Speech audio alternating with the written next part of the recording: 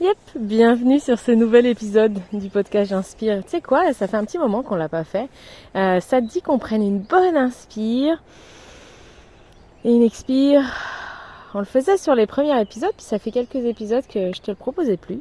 Aujourd'hui, ça va être un épisode solo. J'avais envie de te partager quelques petites réflexions.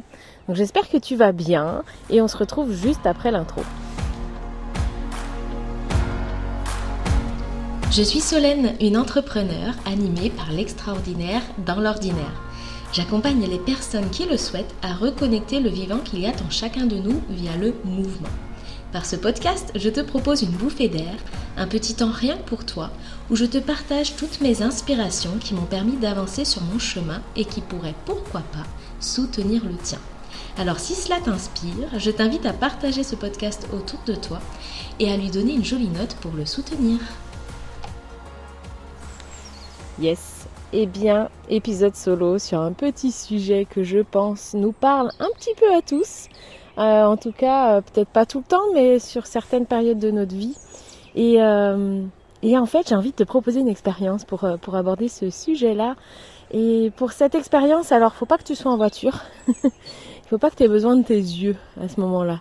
Je vais t'inviter à... Puis si tu es en voiture, juste fais l'expérience sans fermer les yeux, s'il te plaît. D'accord ? Je vais t'inviter à prendre une respiration, tu vois, assez profonde. Pas énorme, mais juste à te poser dans ta respiration. Pour quelques respirations. Et en même temps, juste prendre le temps de sentir le contact du sol sous tes pieds. Et respirer. Sentir les points de contact de ton corps sur le support sur lequel tu es. Donc peut-être que tu es sur une chaise, sur un canapé, sur ton siège de voiture. Et puis je vais t'inviter à fermer les yeux et à continuer de respirer tranquillement en ayant conscience juste de la posture que tu as, la position de ton corps. Et je vais te poser une question et sur cette question-là, en fait, je te propose de répondre du tac au tac, sans réfléchir. Puis je te poserai plusieurs fois cette question certainement. Et puis réponds sans réfléchir, sans réfléchir, sans réfléchir. Ok ? Donc je te laisse dans ta respiration. Puis je vais te poser cette question. De quoi tu as peur ? De quoi tu as peur ? Je vais te la reposer encore parce qu'il peut y avoir vraiment d'autres choses. De quoi tu as peur ?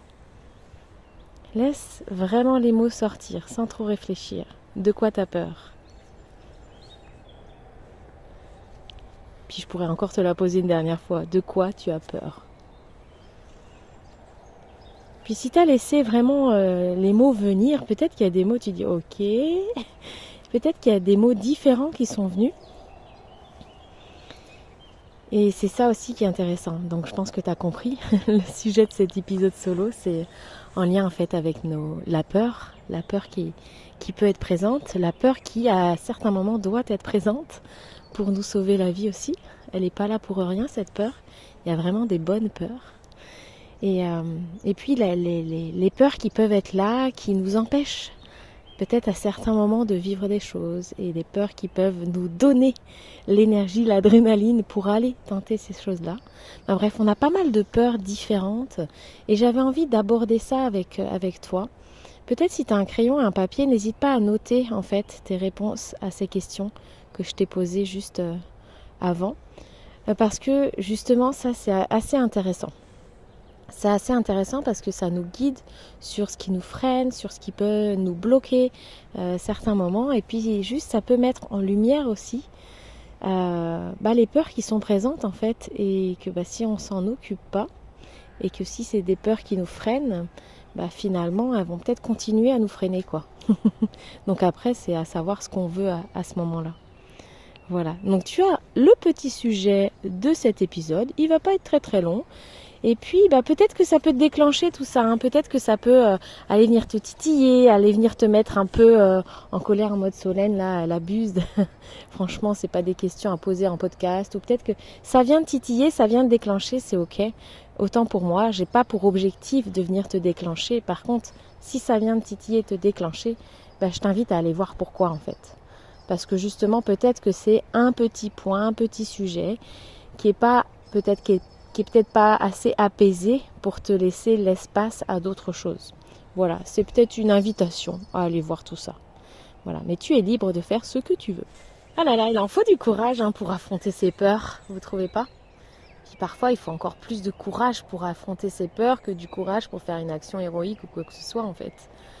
Parce qu'on va vraiment aller faire face à presque des fois des démons intérieurs, tu vois, qui mettent en évidence les risques, qui bloquent, qui freinent parce que justement on a peur de passer au-delà de ce qui nous freine et de ce qui nous fait peur. Et je trouve que c'est intéressant d'aller voir ça et d'aller voir à quel point ça vient nous challenger, à quel point ça peut venir nous déclencher et à quel point il se cache des choses en fait derrière nos peurs. Que si on va voir cette peur vraiment sous toutes les facettes, si on va au-delà de la peur, qu'est-ce qu'il y a derrière? Et je trouve que ça c'est méga intéressant. Donc c'est un petit podcast comme ça où j'ai envie de te proposer d'aller voir ça. Si tu as noté un petit peu les mots qui sont venus, ça peut être intéressant d'aller voir un peu plus loin, tu vois. Et de continuer cet exercice en disant ok, de quoi tu as peur? J'ai peur de ça. On continue du coup par rapport à ça. De quoi tu as peur? Et ok, et on continue par rapport à ça. De quoi tu as peur? Et tu continues jusqu'à finalement arriver à un stade que tu dis là je peux pas aller au-delà parce que ça c'est vraiment la peur de base et ça vient me chercher là-dessus énormément en fait. Et on se rend pas compte parce que des fois une petite peur, je sais pas, comme ça pourrait être quoi la peur, je sais pas, la peur de l'eau par exemple. Ouais, j'ai peur de l'eau quoi. Et de quoi t'as peur dans l'eau? L'eau, j'ai peur quand je vois pas la profondeur en fait, quand je vois pas sous l'eau en fait. Ok, de quoi t'as peur quand tu vois pas? J'ai peur de ce qu'il peut y avoir, de ressentir des choses et de pas les voir et du coup que ça me morde par exemple. Ok. Et de quoi t'as peur si ça te mord? J'ai peur que ça m'emmène en fond. Ok. De quoi t'as peur si ça m'emmène en fond? Peut-être de me noyer. Ok. De quoi t'as peur si de noyer? Peut-être de mourir. En fait, ça enchaîne et c'est hyper intéressant d'aller voir jusqu'où ça t'emmène cette peur là. On est bien évidemment en train de parler d'une peur, des peurs là, qui nous bloquent et qui nous freinent sur quelque chose. On n'est pas en train de parler de la petite peur que je peux facilement contourner et qui m'impacte pas. Admettons, j'ai peur de sauter à l'élastique, je peux facilement m'en passer et ça va pas m'impacter en fait sur ma vie de tous les jours ou dans l'élaboration de projets, sauf si je veux monter une entreprise de saut à l'élastique, on est bien d'accord. Mais par contre, voilà, on n'est pas en train de parler de cette peur-là, on n'est pas non plus en train de parler des peurs qui sont importantes et qui sont vitales pour nous et qui déclenchent des réflexes qui nous sauvent la vie, on est bien d'accord, ces peurs-là sont vraiment importantes.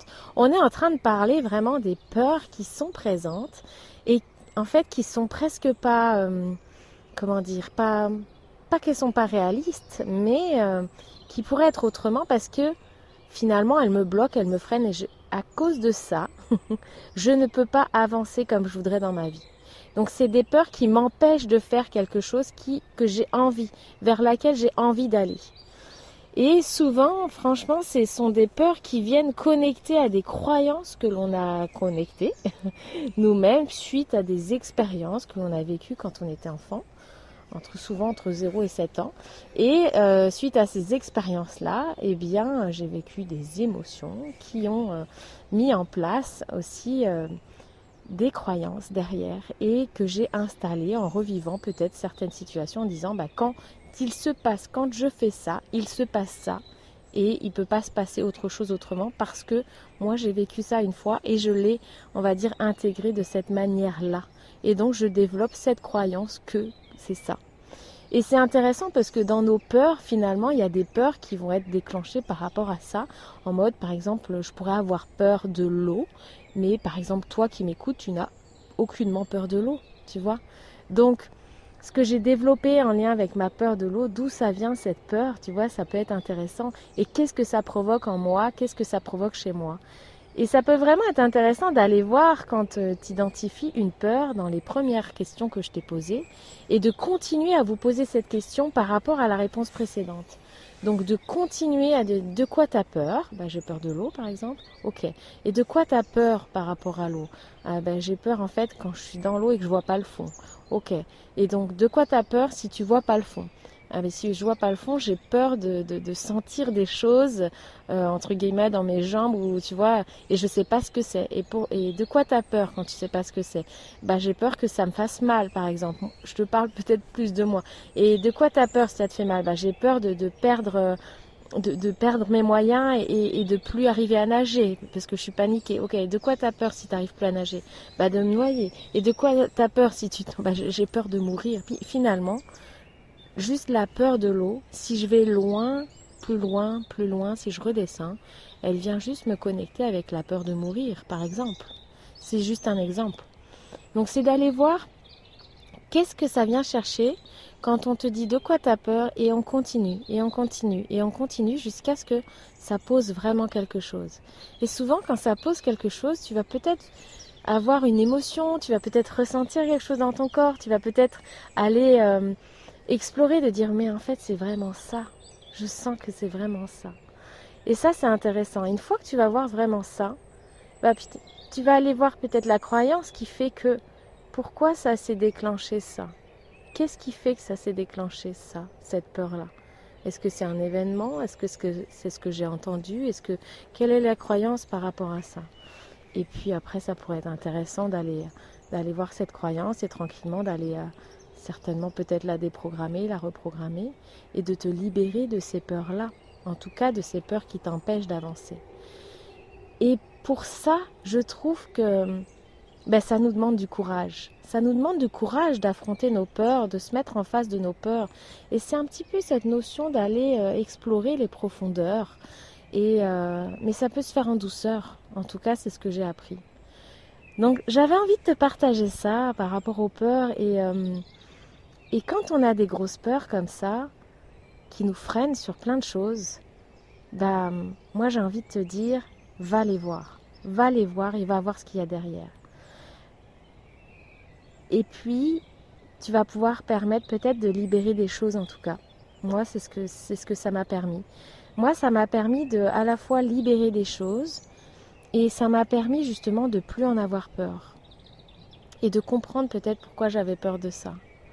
Et ça, c'était hyper intéressant d'aller voir ça. Parce que si je ne vais pas le voir, à un moment donné, si c'est une peur qui m'empêche de faire quelque chose, d'avancer, elle va revenir. Elle va revenir. Je vais prendre un coup d'avance, puis après, paf, je vais me retrouver en face. Ok, je fais comme si je la vois pas, je vais un petit peu sur le côté, je prends un coup d'avance et paf, je vais me retrouver encore en face. Parce qu'elle vient me déclencher. Elle vient me déclencher. C'est pas une petite peur, pas une petite peur, une peur qui est là, que je pourrais largement contourner, dont elle a aucun impact. Elle a un impact à ce moment-là, elle vient me déclencher. Donc pourquoi pas aller voir pourquoi elle vient te déclencher et de quoi il y a besoin, justement par rapport à ça.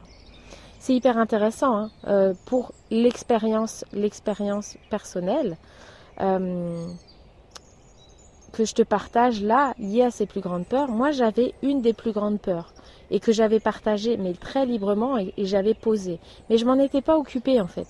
Je l'avais posée, j'ai dit j'ai peur de ça, mais j'ai rien fait. Ça s'est réalisé. Ça s'est réalisé, puis le jour où ça s'est réalisé, cette expérience où je suis vraiment en face de ma peur, et il se passe tout ce qui se passait dans cette peur-là, on va dire dans ma tête, dans mes pensées, et il était en train de se passer exactement, mais au détail près ça. Et en fait, je me suis rendu compte que, en fait, j'en suis pas morte. J'étais en face de une de mes grandes peurs, en tout cas, de ma plus grande peur du moment, et je dis, je suis encore là, regarde. Donc maintenant, par contre, si j'ai pas envie que les autres, elles se réalisent, entre guillemets, j'ai besoin de m'en occuper tout de suite. J'ai besoin de les regarder en face et d'aller voir de quoi j'ai besoin par rapport à elles. Et ça, c'est hyper intéressant. Et donc, une autre peur qui est arrivée un peu plus derrière et qui m'a interpellée, c'était par exemple la peur de perdre la vue. La peur de perdre la vue. Puis c'est une peur que j'avais depuis un moment en tout cas, et que j'utilisais beaucoup d'expressions. Par exemple, quand je parlais de quelque chose auquel je tenais beaucoup, de quelque chose ou des êtres vivants, en tout cas, j'y tiens comme à la prunelle de mes yeux, Tu connais cette expression. Voilà, et puis je me suis rendu compte, en fait, en étant en face de cette peur, je me suis rendu compte du langage que j'avais et tout ce que je mettais en place pour résister à ça. Jusqu'au moment où je me suis mis en face, j'ai laissé aller... je suis allée voir vraiment plus loin, mais de quoi j'ai peur si je perds la vue? De quoi j'ai peur? D'être dépendante. Ok, mais de quoi tu as peur réellement? Et en fait, je suis allée connecter le fait de j'ai peur de perdre mon émerveillement. Parce que pour moi, mon émerveillement, c'est ma vie. C'est ce qui me tient en vie. Et c'est ce qui m'anime. Et donc, si je ne peux plus voir, je ne peux plus être émerveillée. Donc, je ne suis plus en vie. Je ne peux plus rester en vie. Il y a quelque chose de... Et c'est intéressant. Et j'ai pris conscience que, ok, que je basais tout mon émerveillement sur la vision, sur la vue. Et donc j'ai pris conscience aussi qu'il y a plein d'autres choses qui me composent hors de la vue et de la vision. Et que l'émerveillement, il me traverse dans bien des sens différents, en fait.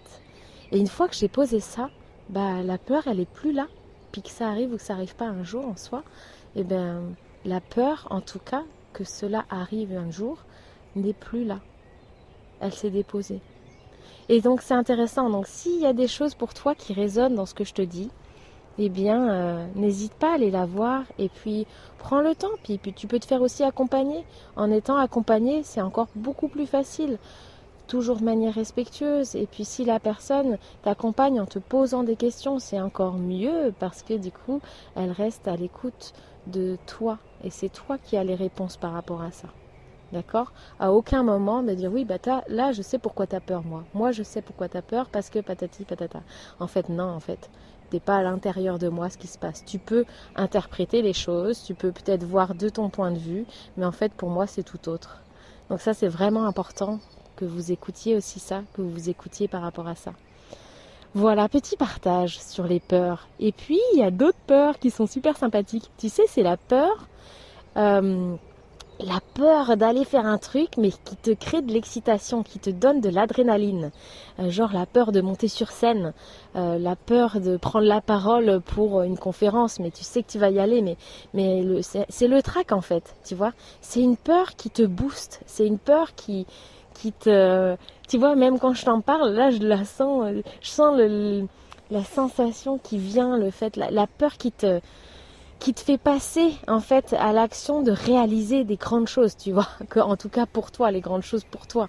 Et si la grande chose c'est d'intégrer une équipe de foot et au moment où tu fais ta demande et tout, t'as le trac et tu vas y aller quoi. Bref, il y a tout un tas de choses comme ça que tu pourrais regarder dans ton quotidien en tout cas. Et à quel moment tu as eu ce trac-là avant de monter sur scène, avant un examen, avant voilà. Et donc cette peur-là, finalement, peut-être que des fois on se sent dépassé dans cette peur et qu'on a besoin d'apprendre à à l'accueillir et à faire avec et à utiliser, on va dire, son énergie en fait pour nous mettre en action et réaliser ce qu'on a envie. Parce que finalement, à travers celle-ci, des fois, elle te donne un coup de boost et elle a une énergie qui va te permettre justement d'y aller. Et donc du coup de pouvoir mieux l'appréhender et puis mieux la côtoyer pour justement l'utiliser à sa juste valeur, qu'elle puisse te booster et te donner entre guillemets le petit shoot d'adrénaline dont tu as besoin pour aller faire ce que tu as envie de faire. Ça peut être ça pour les personnes qui adorent le saut à l'élastique, mais quand même qui ont un peu peur, mais qui ont envie d'y aller, tu vois. J'ai peur, mais j'ai envie, tu vois. J'ai peur, mais j'y vais, tu vois. J'ai peur, mais j'ai envie. Ça, c'est cette peur-là qui nous permet aussi d'y aller et comment je peux l'utiliser au mieux pour justement passer à l'action dans ce qui nous fait vibrer, quoi. Donc je sais pas pendant que je te parle si tu as une idée de ces peurs-là, mais il y en a plusieurs. Voilà, il y a plusieurs exemples. Moi je sais que c'est les choses des fois dans les ateliers, dans les premiers ateliers que j'ai donnés il y a plusieurs années, dans le fait de présenter quelque chose, de présenter un projet qui est important, tu vois, le fait d'organiser un festival, le fait, tout ça, et puis il y a le fait aussi d'aller, j'ai peur d'aller voir cette personne, j'ai envie de lui dire quelque chose, mais j'ai peur, mais j'y vais quand même, ça me donne, j'y vais quoi.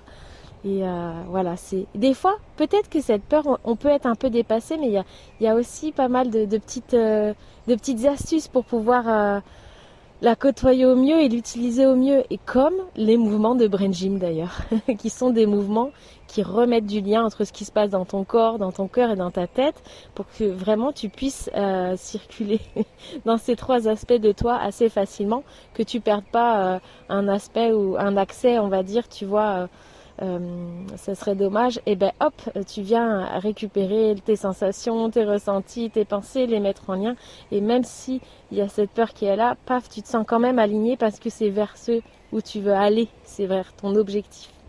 Voilà.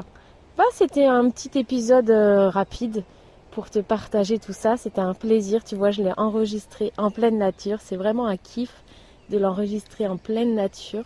Moi j'entends les oiseaux, la petite rivière, puis au loin j'entends un peu les voitures. Je pense que toi t'entends pas là, tu vas pas entendre parce que j'ai fait un nettoyage du son pour que le son soit clair et agréable pour tes oreilles. J'espère que c'est le cas. Voilà. On se retrouve dans 15 jours avec un épisode interview, génialissime aussi. Donc tu vas avoir une belle invitée. Et hâte justement, et hâte de savoir, n'hésite pas à me partager un petit peu comment tu as reçu cet épisode là, sur les réseaux, sans problème, sur les réseaux, sous l'épisode, en MP, bref, comment ça résonne et qu'est-ce que ça allait chercher chez toi et qu'est-ce que ça t'a apporté aussi. C'est une chouette petite question pour toi. Voilà, bon allez, je te laisse, passe une très belle soirée, journée, nuit, semaine, vacances, éclate-toi bien. Ciao, ciao.